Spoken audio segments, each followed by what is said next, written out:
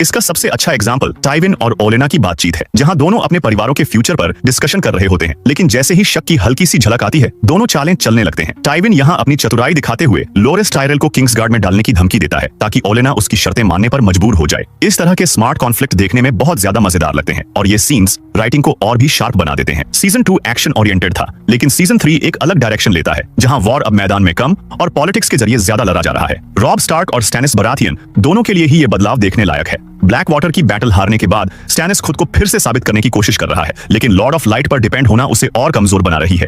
यहाँ डेवोस और मेलिसेंड्रे का कंट्रास्ट इस पूरी कहानी को और दिलचस्प बना देता है। स्टैनिस के सामने सबसे बड़ा टेस्ट आता है जब उसे फैसला करना होता है कि वो गैंड्री को सैक्रिफाइस करे या नहीं।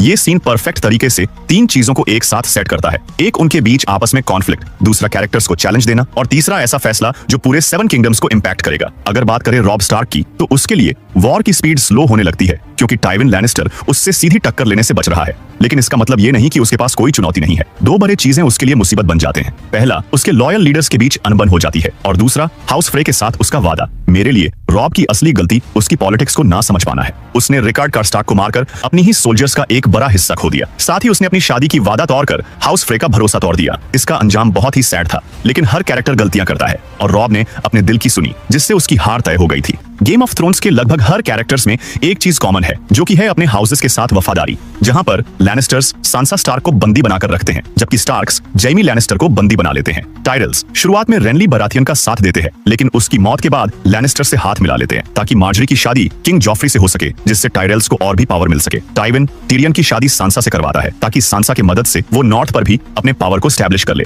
इस शो में हर कैरेक्टर्स की हर एक कदम मायने रखता है। यहाँ पर हर कैरेक्टर्स एक से बढ़कर एक खिलाड़ी है इस गेम ऑफ थ्रोन्स की। किंग्स लैंडिंग में लैनिस्टर्स वर्सेस टायरल्स की कॉन्फ्लिक्ट सबसे अलग है, क्योंकि यहाँ कोई भी सीधा वायलेंस नहीं है।